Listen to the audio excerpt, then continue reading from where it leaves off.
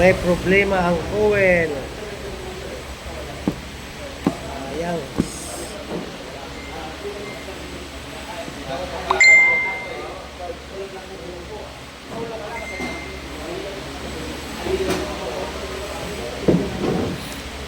Okay. Okay guys, ito nakita ko na yung ano niya. Ito. Ito yung putol na wire kaya ayaw umandar. Ayan, kitang-kita agad. Diba? Yan yung sabi ko sa inyo, kailangan meron kayong tester.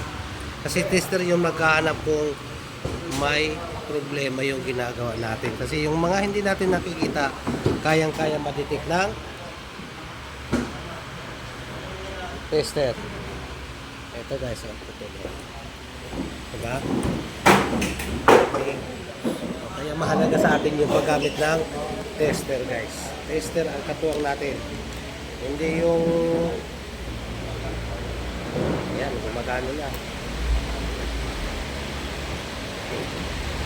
Okay.